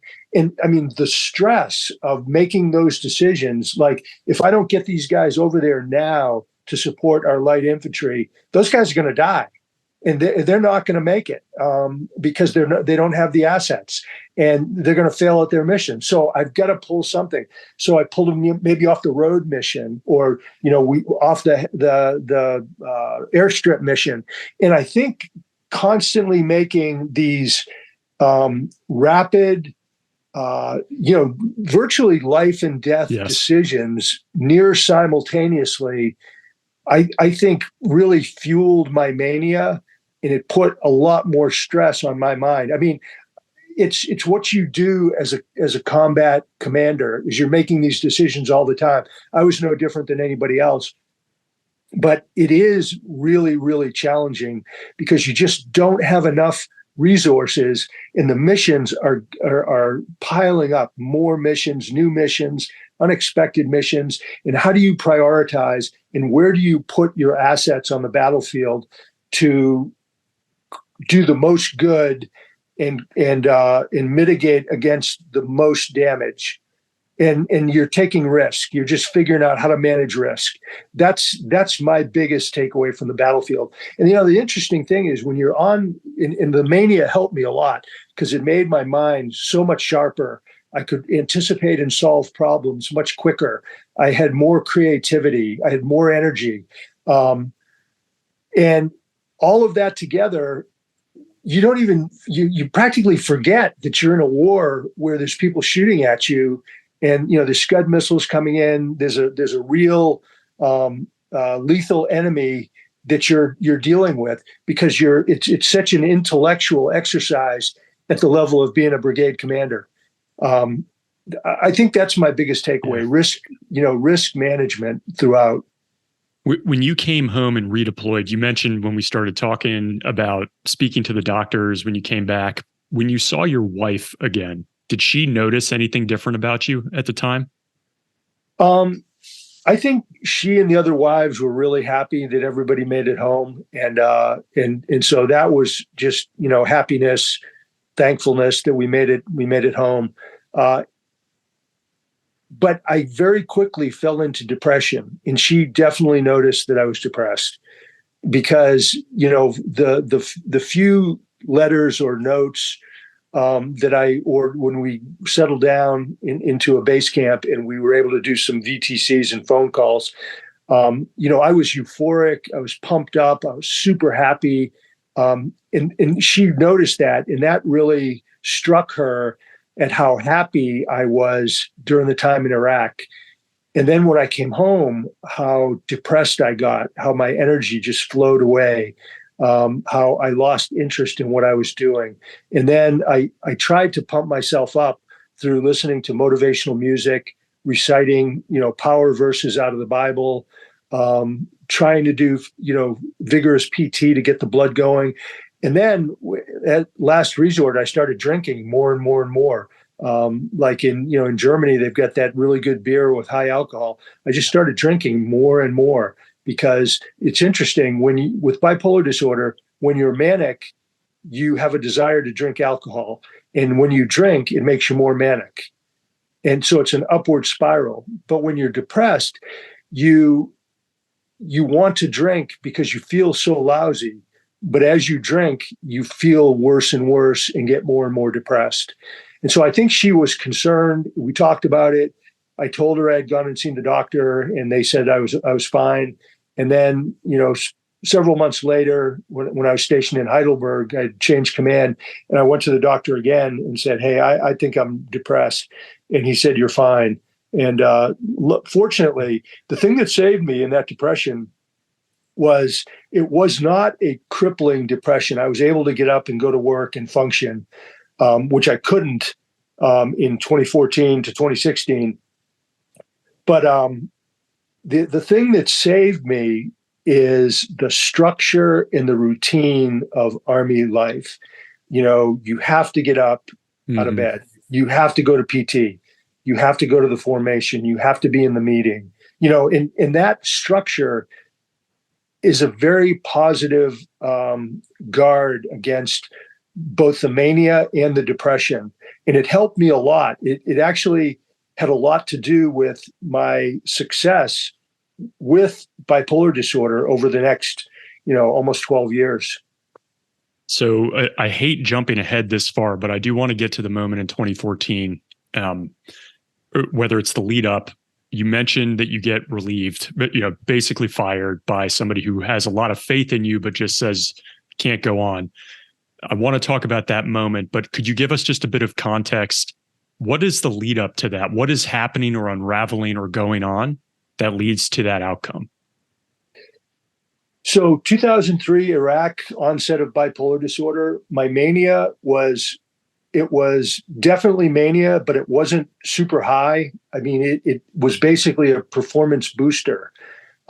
If I did dip into depression, it wasn't that bad of depression and it didn't last that long.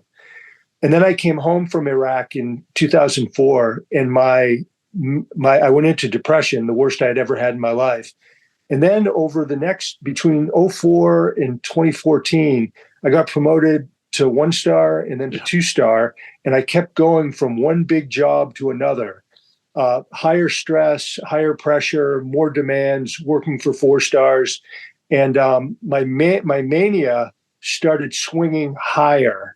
And I can talk about what those symptoms are. Yeah. And then please. my depression started sinking lower. So I started going higher and higher, lower and lower, until it essentially all blew up in 2014 when I was fired.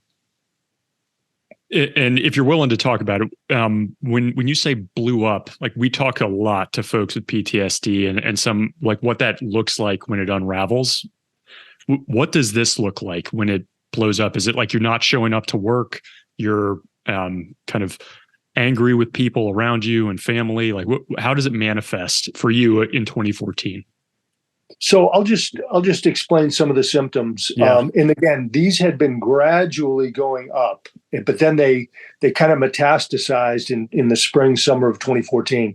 But a sense of grandiosity. I mean, I had these grand ideas that I was going to create this global security university that was going to work for the Department of Defense and that I held the key to world peace.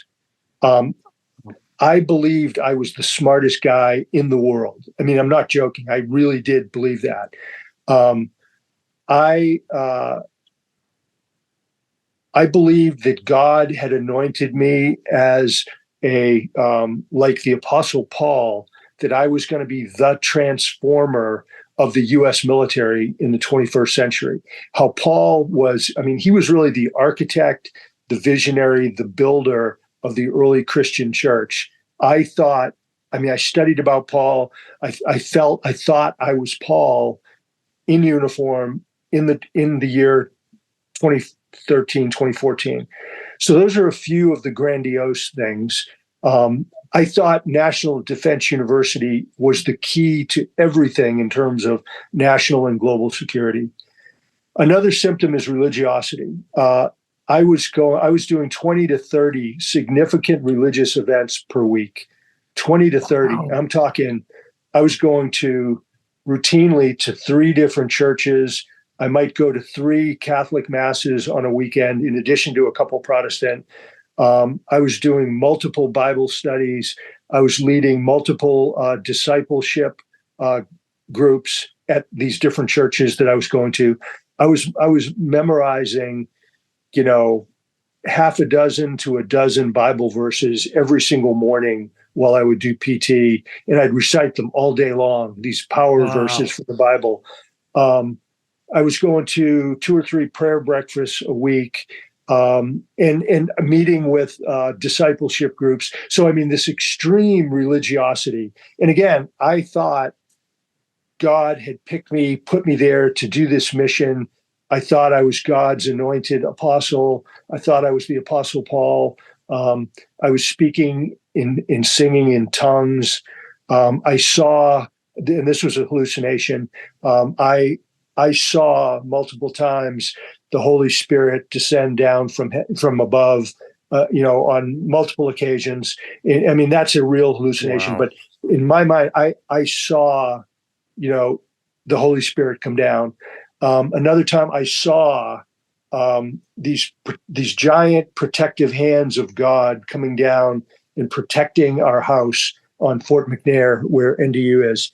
I saw devils and demons flying through the air, trying to attack our house and get in through our windows and doors to come in and attack me because they want to take me down and hurt my family. And so what I did is I put Bibles, crosses, crucifixes, sprinkled holy water on every window, every door in the house, and prayed out loud, and I saw the effect that repelled these demons and devils. Again, a hallucination. So those are some of the aspects of religiosity. Other things, forced, pressured speaking. I started speaking faster and faster, longer and longer, so that it wasn't uncommon for me to speak for an hour, 2 hours, 4 hours straight without stopping. Wow. My meetings had no discipline. They would, if they were supposed to last, 50 meetings, 50 minutes, they might go for 2 hours. Subordinate commanders started doing things like saying, "Hey, sir, I've got other things to do. We have to end this meeting. I've got other people that I've got to go meet with." And so it was out of control. I couldn't keep track of time at all. I was late for everything. I mean, every single event on my calendar. And I mean, to manage a 2-star calendar at a place like that, imagine how much work the secretary, the aide, the XO put in. And I blew every calendar every single day because I was late for everything. What I stopped doing paperwork. Now, the good news is in a higher headquarters like that, there's a lot of people that do a lot of paperwork. It'll get done. And a lot of admin. But I completely stopped. I didn't do anything. I didn't do any paperwork at all. And I said, hey, my job, I'm doing God's work. I'm working for the chairman of the Joint Chiefs of Staff. We're transforming NDU. I don't have time for that admin stuff. So that was another thing is called flight of ideas. My mind would be going so fast. I would have so many ideas, one after another, after another, after another, that I couldn't even keep up with them in my own brain. I started trying to write them down, but nobody in the organization could keep up with me at all. It was pretty much impossible. I started getting much more reckless in taking risks. It had gradually gone up from Iraq forward, but I mean, I started becoming really over the top, out of control, because I thought I was Superman.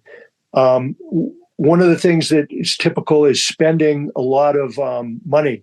I'm lucky. I was spending a lot of money on religious things, like buying discipleship study series, buying books, buying things like that, and giving them to all the churches. And I was starting to make big donations to the different churches I was involved with. My wife kind of caught a hold of it saw what was going on. And she put the kibosh on that, and took away the credit card and the checkbook, which is good. One thing that is very typical of extreme mania is people go on like wild sex adventures, and I luckily that never happened to me. I feel really fortunate and blessed. It's kind of like God protected me from that worst aspect of mania, but it never happened with me. But a lot of people it does, and then it destroys their marriage and all that kind of thing.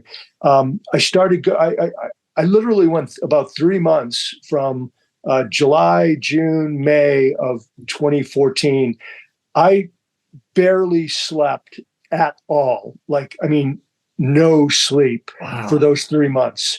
And I didn't need sleep. I started, like I told you before, I started drinking more and more and more, and the alcohol fueled the mania, and the mania fueled the alcohol.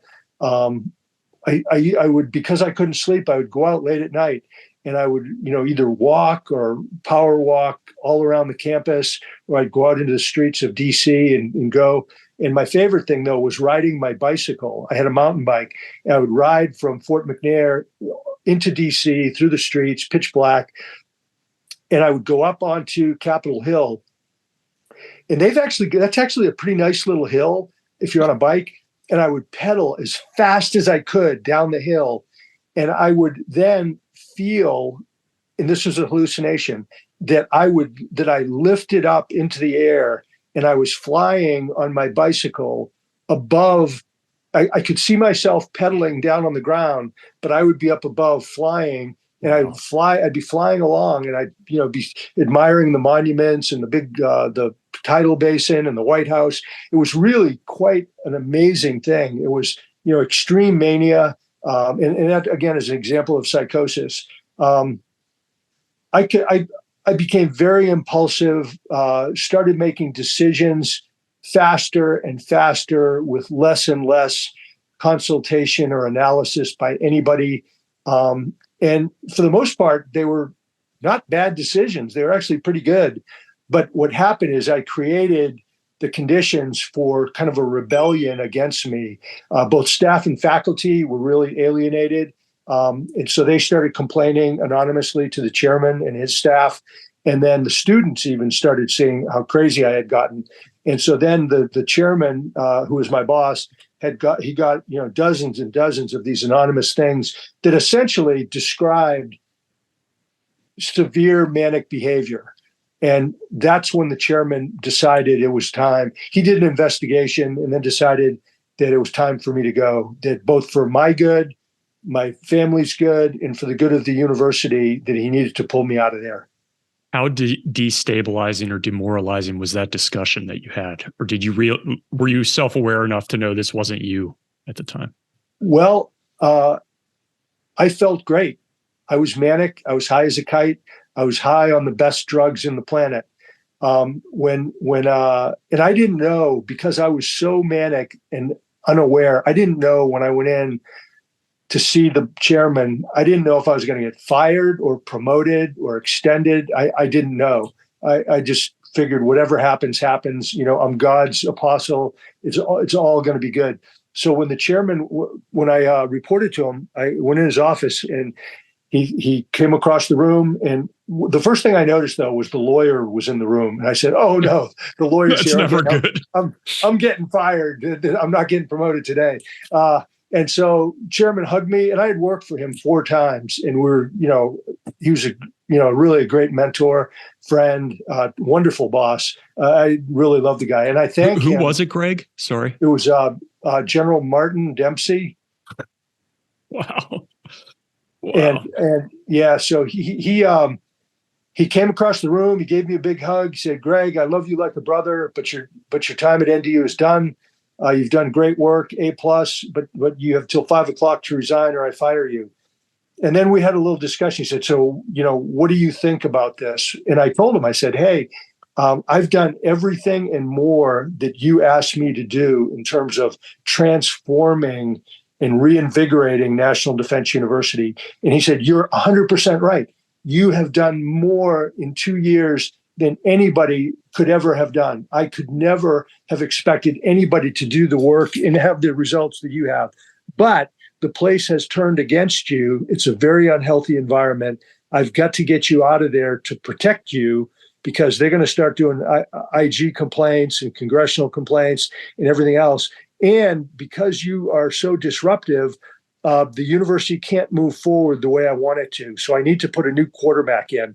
Interesting. He said, "You came into NDU and you moved the ball from the end zone to the red zone," meaning I'd taken the kickoff and moved it 80 yards up the field and was on the verge of going in for a touchdown.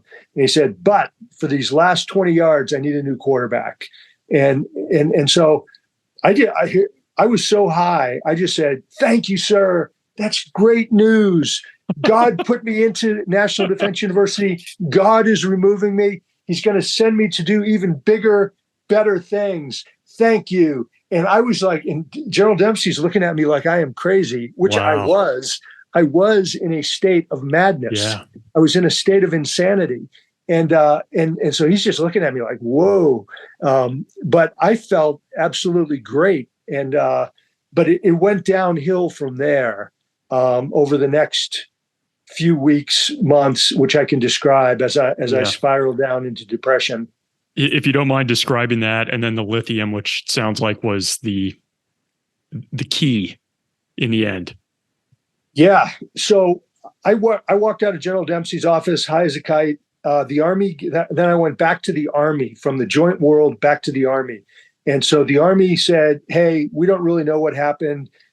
We still love you. We think you're a great officer. You can either retire in 30 days or we'll give you a job for several months that'll take you closer to your retirement date." And so they said, "Let us know what you want to do." So I took a job working for the Corps of Engineers as a special assistant to the chief of engineers. And I did some pretty good work for a couple months. But what happened was, General Dempsey also gave me an order to get a psych eval. And so I did.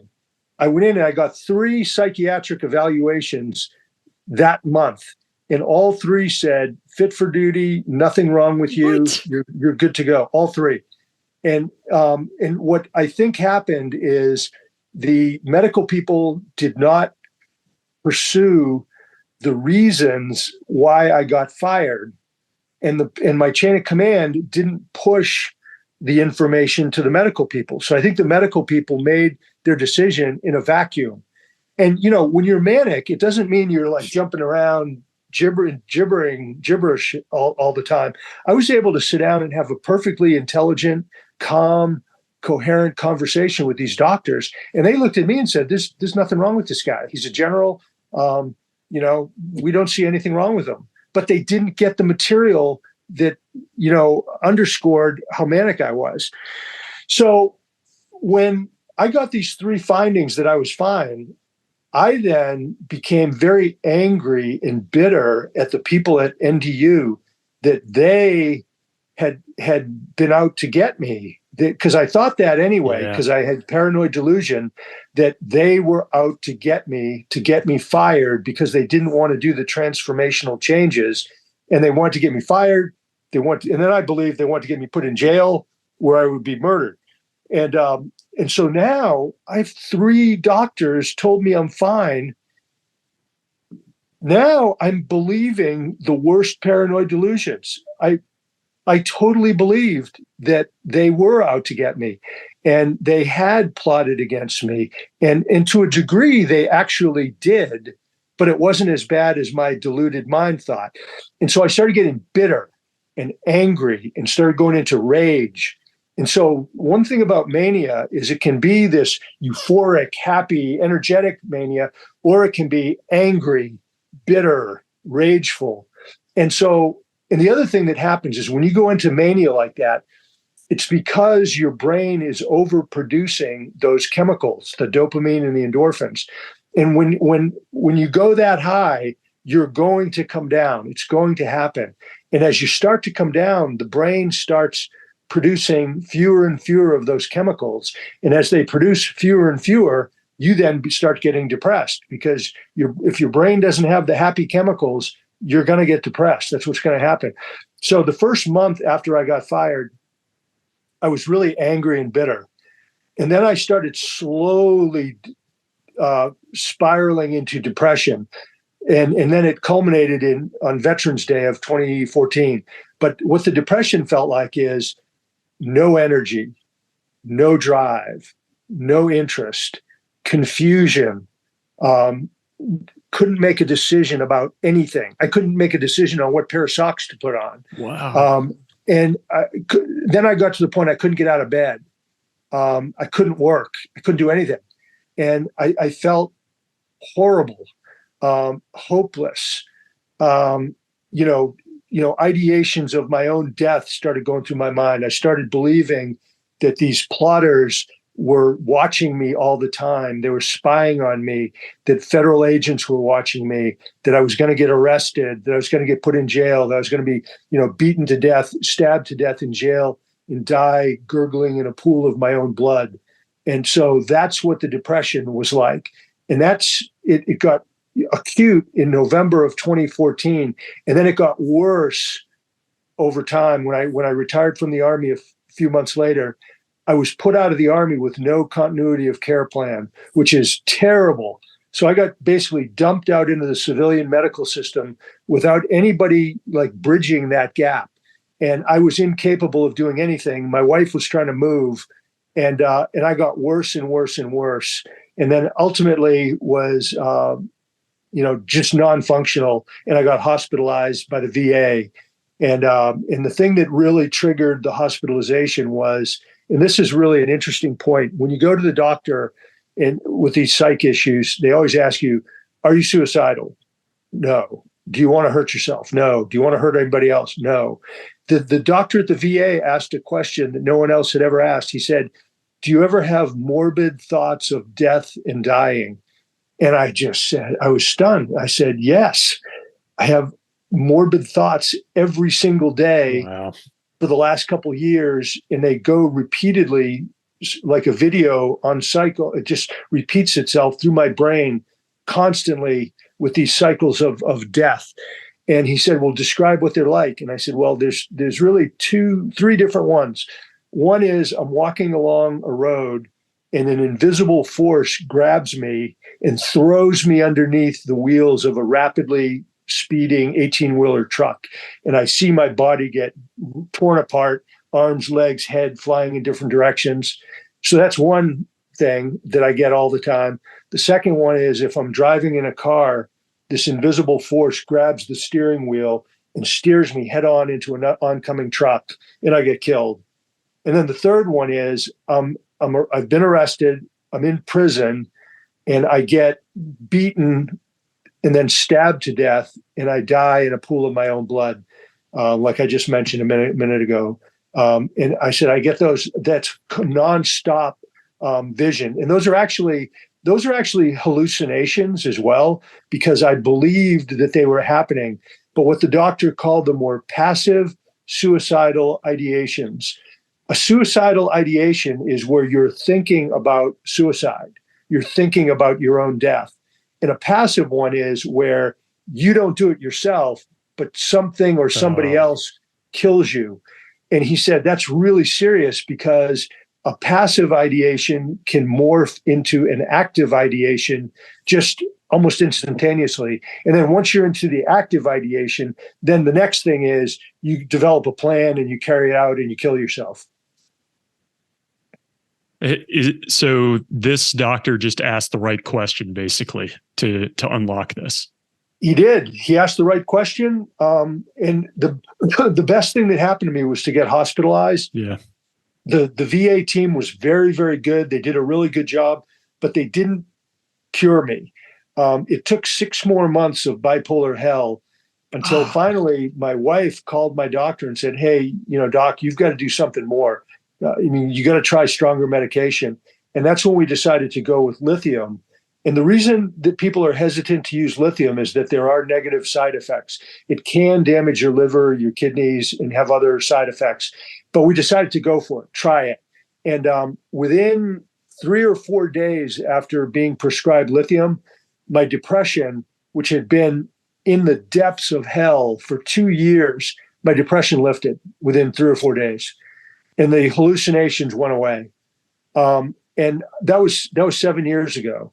And that began my journey of recovery. And I call it a journey of recovery because it doesn't ever end. I mean, once you have bipolar disorder, you always have it. It's a chronic disease like diabetes. So you have to manage it, take your medications, do therapy, live a healthy lifestyle, and all those elements of healthy living in order to stay healthy and not go into a relapse. Interestingly, 70% of people with bipolar disorder go into some kind of a significant relapse. I'm really fortunate. I haven't had one in 7 years, but I've had a couple of close calls where I had pretty serious incidents, but I was able to pull out of them. Is it safe to say that you, and we'll start wrapping up here, Gregg, is it safe to say that you have kind of like almost a ceiling and a floor for your manic and depressive episodes now? Like you kind of stay in this general sweet spot? That is a perfect description. And that's actually how I describe what the lithium does is it builds a ceiling so that if you start going up, it keeps you from going into mania. It keeps you from going too high. And then if you start going down into depression, it's got a floor and you hit the floor and you don't go down into the basement or down into, the depths of hell. And that's exactly what lithium has done for me. It's really an incredible medication. And what the interesting thing is lithium, it's a natural element that's a salt that is harvested out of the earth and then processed into a medicine. And it's on the chemical periodical table. It's called Li3. So it's a natural thing, but it's very, very effective for people that have bipolar disorder type 1. All right. Well, I know we touched on a lot, but there's a lot more to dig through in your book, and just we'll have the link in our description. But Bipolar General, My Forever War with Mental Illness, and you can get it wherever you get books. There are a couple questions, Greg, that I ask everybody before I let you go, if you don't mind. So one is, when you were downrange, was there anything that you brought with you that had sentimental value, good luck charm, or something you just wanted to have on you while you were deployed?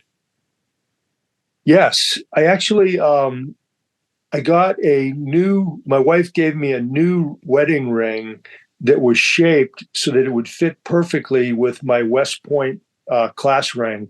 So I wore my West Point ring and like right now, you can see that really thin wedding ring. It fits perfectly with my West Point ring. And I wore those two rings the whole time during that year. That is cool. All right. I've not heard that one before. And then the question I ask everybody is, kind of looking back at the time that you had in service, in uniform, combat and garrison, as you look back at that time, would you go back and do that again? Absolutely. Yes. I would absolutely do it again. And, this is going to sound weird. I would even go through the bipolar disorder again, as horrible as it was. And here's why. That day in the chairman of the Joint Chiefs office, I said, God put me here. God's taking me out. I'm going to go on and do bigger and better things. I think what I'm doing now as a mental health advocate, as a crusader about bipolar disorder, sharing my bipolar story to help stop the stigma and save lives. I believe what I'm doing now is the most important work I've ever done in my life. I think it's more important and significant than my time in the Army, because I'm literally changing and saving lives. That's so great. Well, thank you so much for your time, sir. And the book is available for people to get, and we've got links in the description for you. So good luck with the book and helping people the way you are. Thank you, Ryan. This was awesome. One last word on mental illness. Bipolar disorder, it's brutal, can destroy lives, families, careers, end up in prison, homeless, dead, addicted. That's the bad news. The good news is, if you have issues and you go to medical professionals, they diagnose you. If you then follow the medical program, again, the medication, the therapy, the healthy living, you can live a healthy, happy, successful life. No doubt about it, and I'm living proof. So there is hope. That's great. It's a great way to end it. Thank you so much, sir. My pleasure. Thank you. I hope you enjoyed that combat story. Got a couple listener comments, and one that I very much consider high praise. This is from Ted Trish 407, a subscriber. Sorry if I got the handle there wrong. He is talking about the Jet Jernigan interview, and he says, your interview with Jet was one of the best ever. I am 80 years old and a 20-year vet of the Air Force. Since June 1980 and my retirement, I've heard more than my share of wartime stories. Most of those were kind of stretched beyond belief. This interview was an eye-opener. His memory was very impressive. Thank you for the interview, and this was my first day viewing your post. I look forward to your new posting that pops up in my notifications. Just because this comes from a longtime veteran of the Air Force, and I mean, as pilots, I think we all tell our share of tall tales, but it meant a lot to hear a vet like yourself give that type of praise. So thank you. And that interview with Jet was one of my favorites. So I would agree entirely. It was an eye-opening interview for me, for sure, as the interviewer. And I would also say thanks for subscribing. And you bring up a good point that I rarely mention, which is, even if you're subscribed, you may still want to go and turn on notifications so you get a reminder when we release something new. It's not something that's automatically set, so you can go into your settings and do that on YouTube. But thank you for leaving that. It means a ton. That is high praise in my book, coming from another vet. And the next is a 5-star review on Apple Podcast. It's from Boss70. He says, excellent. This is an amazing podcast. My dad flew Apaches in the Army and was recruited to 160th SOAR in the 90s. I love this host right off the bat. His interview style is fantastic. These guys that he interviews just walk on water to me. I was a defense contractor from 95 to 2000 with Raytheon. I've been to Fort Bragg 12 times and was just in awe of the Special Forces community there. I also worked with 160th SOAR at Fort Campbell on gunnery with the Night Stalkers, and this just brings back incredible memories of that. I'm also thankful that he hasn't gotten political, because a lot of these podcasts now have just turned that way. I just stopped listening to one of the spy ones because the guys were so infused with political ideology, and it just became exhausting. I just had to recommend this. I'm a truck driver. I binge these episodes daily for the last couple weeks. Host is amazing. He does a great job, and I highly recommend this podcast. So just a huge thanks for leaving that and taking the time. And obviously, I love that you called out the bias in the beginning with your old man who flew Apaches in the 90s. I'd love to know who it was in case I happened to cross paths with him at some point. But again, thanks for letting me be a part of your day, and especially sharing out these stories of the vets that we bring on. A 5-star review does a lot to help get us in front of more people. So gets these stories out there. Thank you so much. Stay safe, everyone.